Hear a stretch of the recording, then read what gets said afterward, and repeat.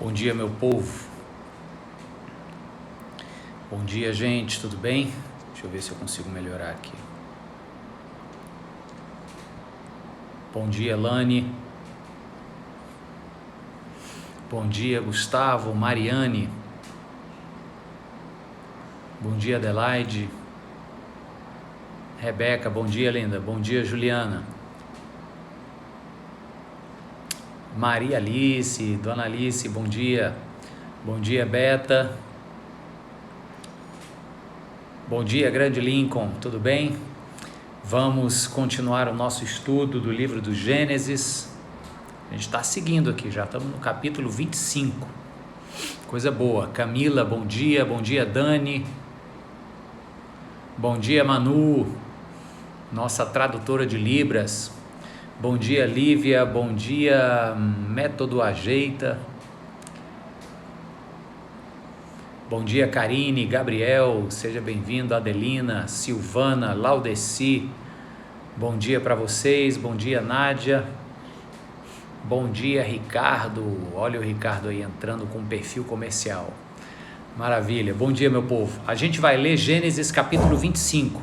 É o tema da nossa reflexão devocional hoje. Para quem está chegando e não sabe, esse é um estudo temático do livro do Gênesis. A gente vai fundo em algumas percepções e aplica os ensinamentos deste livro, dos inícios de tudo. É isso que significa Gênesis. Aplica esses ensinamentos para as nossas vidas. Bom dia, Renata. Bom dia, Ana. Bom dia, Claudinha. Deus abençoe vocês. A gente vai ler então Gênesis 25 a partir do verso 19. Gênesis 25 a partir do verso 19. Quem quiser encontrar lá, deixa eu fixar aqui. Aquele dia eu deixei fixado, o pessoal achou bom. Gênesis 25, do 19 ao... Deixa eu ver, eu vou seguir do 19 até o 28.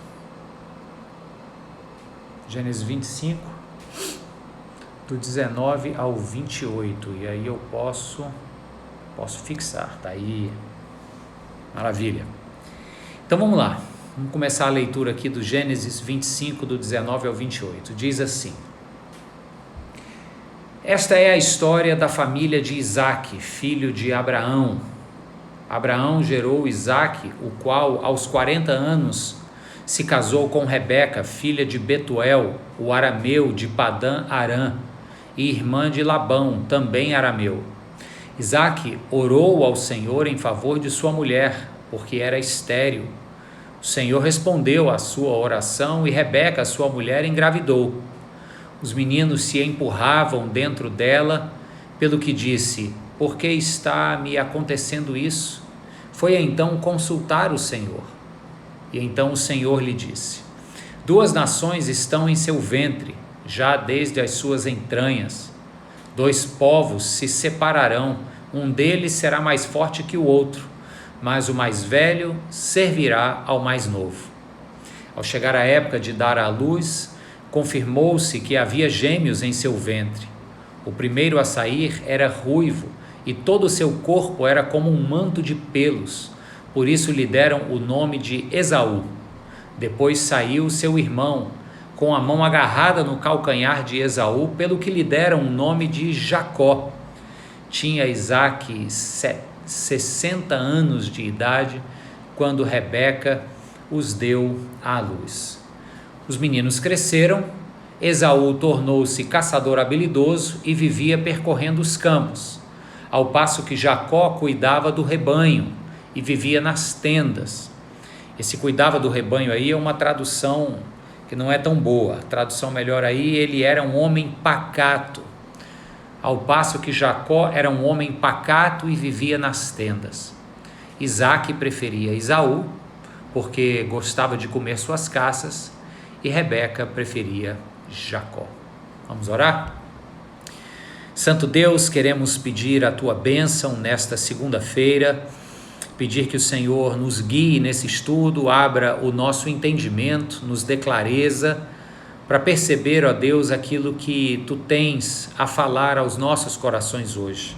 Porque quando o Senhor fala, é sempre visando transformação, restauração daquilo que possa estar quebrado ou precisando de conserto. A Tua palavra é apta a nos corrigir e a nos ensinar. Por isso eu te peço que o Senhor venha ao nosso encontro agora e nos transforme pelo poder da Tua palavra. Em nome de Jesus oramos e todo mundo diz amém. Amém, gente. Vamos lá, pessoal.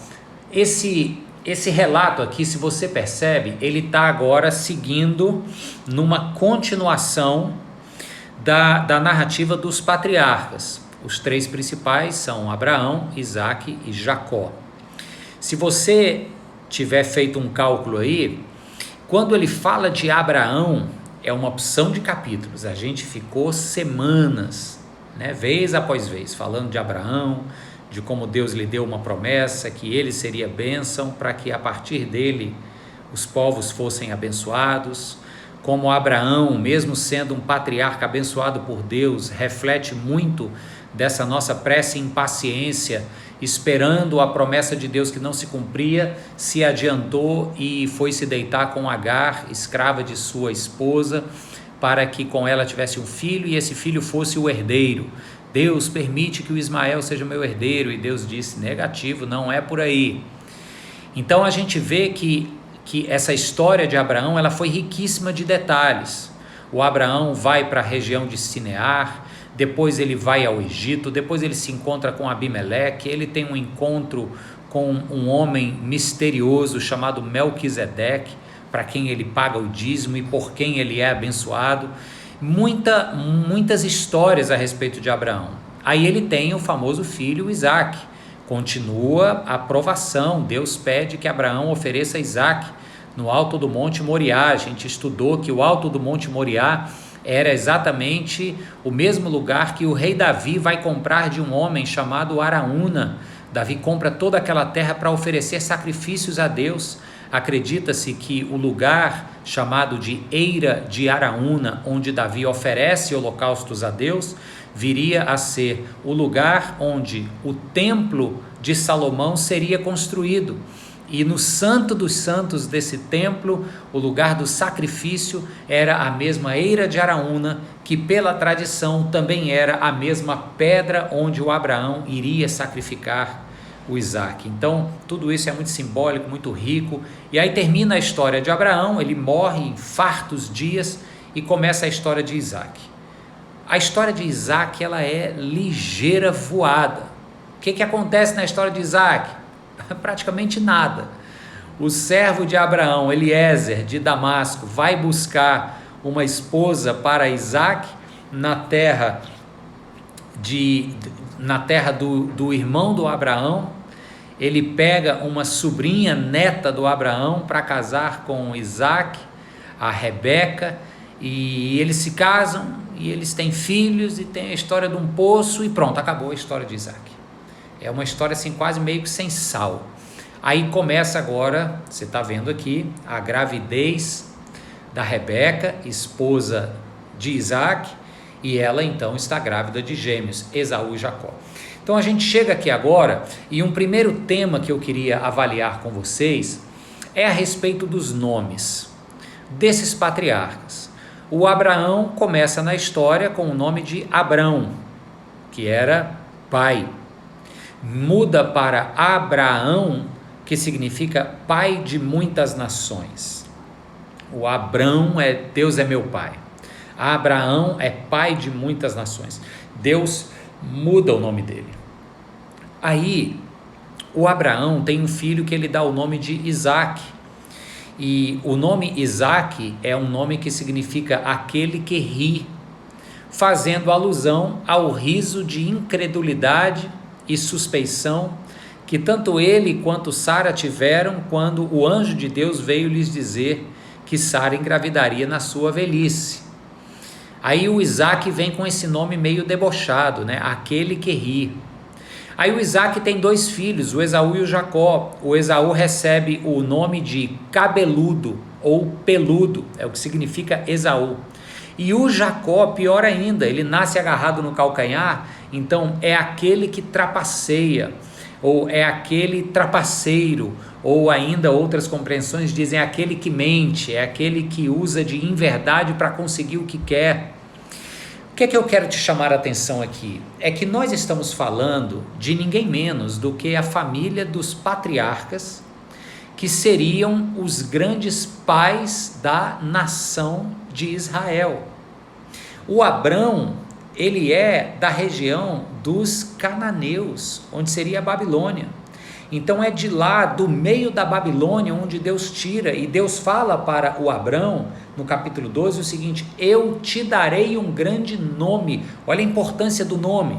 Aí ele muda o nome de Abraão, para Abraão. Agora o teu nome é pai de muitas nações. Imagina a moral, né? A autoestima lá em cima. Puxa, esse nome agora me veste. Só que aí o Isaac vem e recebe um nome que fala sobre um desdém, um deboche, aquele que ri. Aí o Jacó, que é o próximo patriarca, sucedendo Isaac, ele vem com um nome que fala de engano, de trairagem, de mentira, de ser traiçoeiro. Aí a gente pensa, puxa, mas espera aí, essa é a família que está gerando, que vai gerar a nação de Israel. O que é que está acontecendo aqui? E uma primeira lição, gente, é para nós lembrarmos que quaisquer grandes feitos que a gente queira empreender na nossa vida, eles não serão fruto apenas do nosso próprio esforço e da nossa própria capacidade. Eu falo muito isso aqui porque eu insisto que essa é uma tendência muito insistente da nossa cultura, né? Você pode, vai lá, você consegue. O que é que esse texto e essa tríade de nomes está dizendo aqui para a gente? O Abrão era um cananeu da região da Babilônia, lá no oriente da Mesopotâmia. Ele é chamado por Deus e recebe um grande nome, aí ele vai ser pai de muitas nações. O Isaac tem um nome Michuruca, o Jacó tem um nome Michuruca, mas o que é que acontece com Jacó? Deus luta com ele naquela noite simbólica e emblemática e dá a ele um novo nome chamado Israel, que significa aquele que luta com homens e com Deus e prevalece. E agora o Israel, Jacó vira Israel, ganha um novo nome, e agora sim ele está pronto para ser o pai da grande nação de Israel. Então, isso é para nós nos lembrarmos que quaisquer empreendimentos, grandes ou pequenos, mas qualquer ação que a gente queira fazer e imprimir a nossa marca no mundo, só acontecerá em função, vou colocar entre aspas para você entender o simbolismo, em função do nome que Deus me deu. Que nome é esse? Não sei, vamos entender que é o nome de um filho amado em quem ele se compraz. É Deus quem muda o nosso nome. É Deus quem nos chama com todas as nossas características pessoais, às vezes viciosas, às vezes frutos de lares disfuncionais que têm uma tendência enorme a repetir padrões disfuncionais em sua própria vida.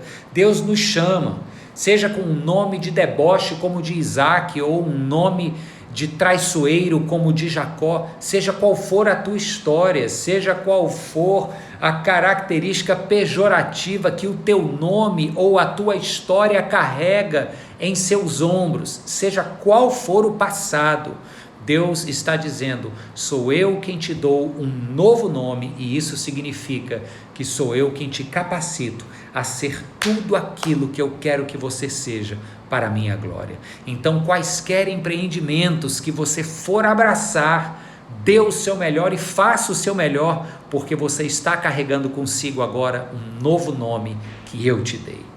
Amém, gente? Essa é uma grande motivação para a gente, em plena segunda-feira de manhã. Agora, para quem está ao vivo comigo, são 9h45 da manhã, para a gente acreditar nisso. É o Senhor quem vai nos dando a confiança nesse novo nome, o qual Ele nos conferiu, para que a gente abrace os projetos de vida que Ele preparou para nós. Amém? Segundo tema de hoje, começa aqui no verso 21. Verso 21 diz que o Isaac orou ao Senhor em favor de sua mulher. Vou parar aqui só para falar para o macharal aí, ó. Maridões, o Isaac orou ao Senhor em favor de sua mulher. Fala sério aí, qual foi a última vez que você orou pela sua mulher? Em favor da sua mulher? Parece uma pergunta tola essa, mas deixa eu dirigir às mulheres. Acho que pelos nomezinhos que eu estou vendo aqui, o público majoritário é feminino. Mulheres, qual foi a última vez que vocês oraram pelos seus maridos em favor dele? E como eu ia dizendo, parece uma pergunta tola, lugar comum, mas vamos concordar o seguinte, já falamos sobre isso aqui algumas vezes, a sociedade na qual vivemos, o mundo, a cultura que se constrói ao nosso redor, é uma cultura tanto de individualismo, como de competitividade, como de afirmação pessoal de sucesso. Então, num contexto desse, é muito comum cônjuges competirem na vida. Às vezes é algo até subconsciente. Quem faz mais, quem é melhor, quem sabe falar melhor com os filhos, quem é mais hábil no trato com o dinheiro ou nos ganhos econômicos da casa, não sei qual é a questão. Mas aqui o verso 21 traz um desafio aqui para nós. Olha, o cônjuge orou pelo seu cônjuge em favor dele. O Isaac orou ao Senhor em favor de sua mulher. Isso é um paradigma para nós. Eu falo também para pessoas aqui que são solteiras, mas que talvez namorem. O seu namorado ou a sua namorada é alguém por quem você pede a Deus? É alguém por quem você ora dizendo: Senhor, confirma no meu coração e no coração dessa pessoa os teus planos? Porque se não for, vale uma pergunta: o que é que você está fazendo, insistindo nesse relacionamento? Só vale a pena insistir num relacionamento que for de Deus, para que continue, para que vire uma aliança conjugal. Deus não nos colocou nesta vida para ficar perdendo tempo com aventuras. Então, tá com um namorado aí, coloque em oração, ore em favor dele e diga: Senhor, abençoe esse homem, abençoe essa mulher, e se não for ele a pessoa com quem o Senhor quer que eu case, me mostre. É um desafio para nós. Mas só que o Isaac, ele ora em favor da Rebeca porque ela era estéril, ela tinha uma imensa necessidade, e o Isaac orava e clamava a Deus por uma necessidade que era dela. Olha que bonito isso. A esterilidade era de Rebeca, mas quem colocou o joelho no chão clamando foi o Isaac. É aquela história da empatia que a gente tanto fala. A dor do outro passa a ser minha dor. O problema do meu cônjuge é meu problema, porque com ele eu sou uma só carne. Entende? Então eu clamo por esta causa como se minha fosse. E aí diz, ainda no verso 21, que quando Isaac orou ao Senhor em favor de sua mulher porque era estéril, o Senhor respondeu à sua oração. Aí agora no final do 22, quando os meninos estavam se empurrando dentro do bucho da Rebeca e ela ficou preocupada dizendo: o que está acontecendo? O final do verso 22 diz assim: então Rebeca foi consultar ao Senhor. E o verso 23, disse-lhe em resposta ao Senhor. Para e vamos analisar aqui, do 21 ao 23. Percebe comigo o que está acontecendo? É uma repetição, e a repetição ela tem o propósito de nos comunicar algo. Ó. Isaac orou ao Senhor e o Senhor respondeu. A Rebeca sentiu um incômodo no seu ventre e foi consultar ao Senhor, verso 23, e o Senhor então lhe disse em resposta. Essa repetição é do quê? É de um padrão de vida. A vida deste casal patriarca, Isaac e Rebeca, era uma vida onde qualquer problema era levado em consulta ao Senhor. E qualquer consulta feita ao Senhor era respondida pelo Senhor. Esse é um padrão de vida. Porque, novamente, chega para nós agora, no nosso mundão aqui, qualquer questão, qualquer dificuldade, nós sabemos que temos um Senhor para quem levar esta causa em oração, mas às vezes a gente quer trincar os dentes, cair para dentro e resolver do nosso próprio jeito. Vai chegar um momento em que o próprio Deus vai pedir para você trincar os dentes, cair para dentro e resolver. Mas antes Ele quer que você leve a Ele em oração, porque Ele, como um pai que ama, quer nos responder em amor. Às vezes a gente leva de maneira rápida, impaciente, não espera para ouvir a resposta.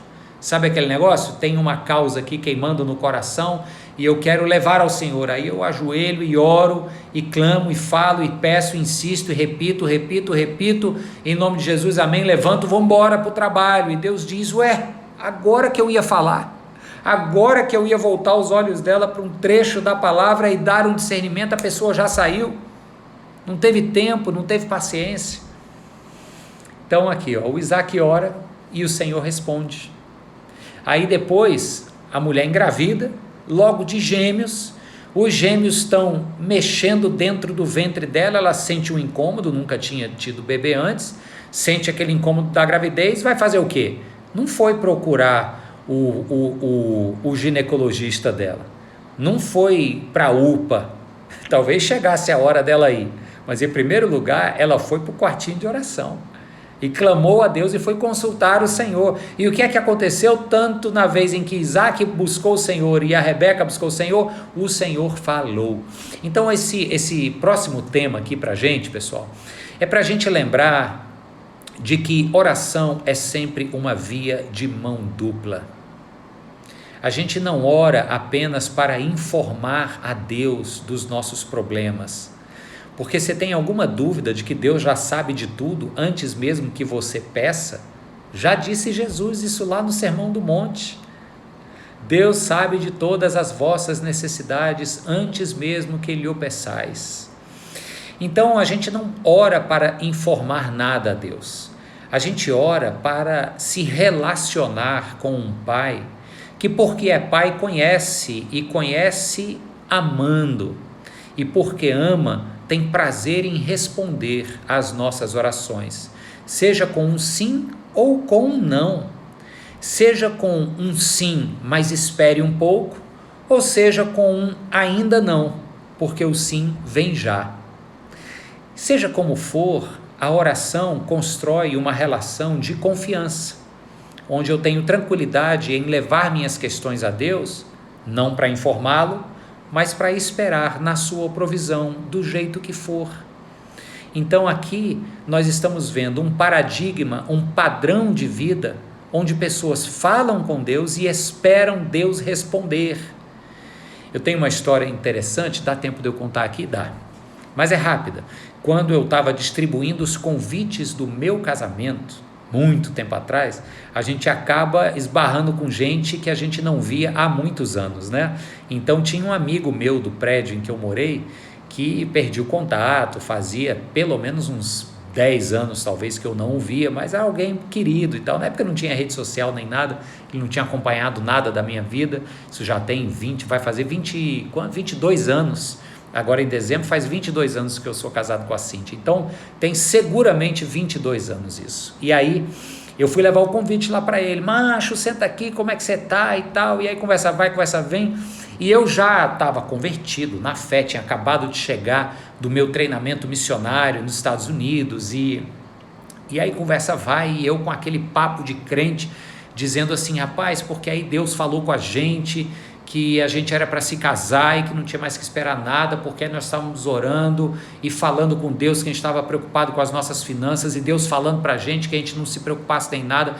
Aí eu me lembro que meu amigo estava de olho abertão assim para mim e falou, peraí, macho, se acalma aí, peraí, como é essa história de Deus falar com a gente? Peraí, cara, Deus falar e tal. O cara não era evangélico, né? Era cristão, mas não era evangélico, e ele, peraí, cara, não estou entendendo nada, como assim Deus falando com você, explica isso. E naquele momento eu parei, caiu a ficha, dizendo, rapaz, isso é muito bizarro, é muito louco, a gente falar com um divino, com um criador dos céus e da terra, e ter uma experiência de ouvi-lo. Aí eu parei e falei com ele, olha, eu não ouvia, que não foi uma voz que entrou aqui, eu não tive um surto esquizofrênico ouvindo vozes. Deus poderia ter falado audivelmente, mas não foi assim. Aí eu tive que parar e entender como é essa relação que eu mesmo estava vivendo, onde eu falo, Deus ouve, Deus responde e eu ouço. E eu disse, olha, Deus fala, eu falo com Deus através da oração, da reza, é a mesma coisa. Não uma reza repetitiva, mas algo que vem de dentro. Então eu falo, eu abro o coração, eu canto as minhas alegrias nos louvores que eu toco, eu choro as minhas dores nos momentos de clamor, e eu oro e peço em favor de outros, em favor de mim. Aí ele, ok, é a reza, é a oração, entendi. Você fala, mas como é que Deus fala? Aí eu disse, olha, Deus fala do jeito que Ele quiser. Diz a Bíblia que Deus falou audivelmente com pessoas, face a face. Outros falou através de uma nuvem de glória. Deus falou através de uma jumenta para o profeta Balaão. Deus fala do jeito que Ele quiser. Agora, comigo, Deus fala através da palavra dEle. E aí eu fui falar, vários episódios em que eu estava lendo, aí o cara disse, rapaz, é mesmo, né? E eu não leio, não sei nem o que é Antigo, Novo Testamento. Então, resumindo aqui a história, a gente ora a Deus e Deus responde de lá para cá. Só que se a gente estiver sempre muito apressado, falando tudo para bater o ponto ali da reza diária, sair correndo para o trabalho e não esperar Deus falar, a vida de oração vai ser fria. E se a gente ora, fica em silêncio esperando, dorme e acorda umas 10 vezes nesse silêncio, que acontece mesmo, e não lê a palavra de Deus, você tende a confundir a voz de Deus com a voz do teu próprio coração e dos teus desejos. Então, vamos ler a palavra, vamos pedir a Deus que fale e que o nosso ouvido da alma escute o que Ele está falando através da sua santa palavra. Amém, gente? Esse é um padrão de vida, um padrão onde a gente fala e Deus escuta, mas a continuidade é que Deus responde e aí a gente ouve de volta. Amém? Para terminar, verso 28, e aqui é só para você ficar com um gostinho do que vem por aí. Verso 28 diz que Isaque preferia Esaú, porque gostava de comer as suas caças.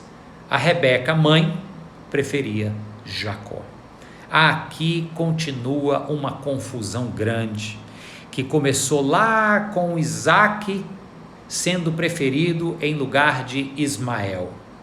Rivalidade entre irmãos, Isaque e Ismael, vai continuar aqui agora entre Esaú e Jacó. E a gente entrega aqui as cenas dos próximos capítulos, ok? Quarta-feira a gente continua com o nosso estudo do livro do Gênesis. Eu vou orar agora e vou convidar você a estar comigo em oração. E tem 2 nomes que eu gostaria de apresentar em oração. Um deles é o nome da minha irmã Sônia, que me pediu que orasse pelo irmão dela, que está internado. Outro nome é o nome de um médico amigo da minha querida irmã Beatriz. O nome dele é Onofre. Nós vamos orar pelo Onofre, vamos orar pelo irmão da Sônia, João, se eu não me engano. Deus sabe o nome dele, eu não me recordo. Mas vamos clamar juntos e vamos pedir ao Senhor uma boa semana juntos agora. Amém. Vamos lá orar? Pai, em nome de Jesus, nós em primeiro lugar queremos acolher essa palavra de hoje em nossos corações, pedir, ó Deus, a Tua misericórdia. Nós estamos sempre tão apressados, com os ouvidos tão cheios de zoada do dia a dia, das preocupações, que a gente não para Te ouvir, Deus. Então te pedimos perdão por isso e oramos para que o Senhor, na Tua imensa graça e misericórdia renovada, nos alcance e possa falar conosco de maneira que entendamos a Tua voz e o Teu direcionamento. Obrigado por essa palavra de hoje, Deus. Obrigado porque é o Senhor quem constrói em nós um nome novo. É o Senhor quem faz aquilo que nós não podemos fazer pelas forças próprias. Por isso nós Te pedimos, Senhor, que Tu tenhas misericórdia e que renove nossas forças para levarmos adiante o nome que o Senhor nos deu. Em nome de Jesus, Pai, eu Te peço também que o Senhor toque na vida do seu Onofre, que está internado agora. Oro para que o Senhor traga cura para este médico. Oro pela vida do irmão da Sônia, acho que o nome dele é João, mas o Senhor sabe exatamente quem é, e peço junto com os meus irmãos e irmãs que estão aqui comigo agora, que o Senhor derrame da tua bênção de cura sobre essas duas vidas. Sobre outros que estão sendo citados agora nominalmente diante do Senhor, porque Tu és um Deus que cura, que restaura. Nós te pedimos, Senhor, com fé no nome de Jesus. Oramos assim, agradecidos por essa palavra de hoje, e te pedimos uma boa semana, em nome de Jesus, amém. Amém, gente? Deus abençoe vocês. Mãe da Tâmara, Dona Graça, o Senhor tome conta dela, temos orado por ela diariamente, Dani, boa lembrança. Queridos, que Deus os abençoe. Quem não esteve conosco ontem no primeiro culto presencial, foi uma bênção, foi muito diferente, mas foi uma delícia rever os irmãos. Quem quiser estar no próximo domingo, 10h30 da manhã, pode fazer a sua inscrição nas nossas redes sociais aqui no Instagram, tem o caminho que você faz a inscrição e reserva o seu lugar no culto presencial, que tem assentos limitados, claro. Falei sobre Jonas, o profeta que queria morrer. A mensagem está no ar, é sobre compaixão, e se você não viu, precisa ver. Que Deus fale com você, e até quarta-feira às 9h30 para a sequência do nosso estudo do livro de Gênesis. Forte abraço, tchau, tchau, até lá.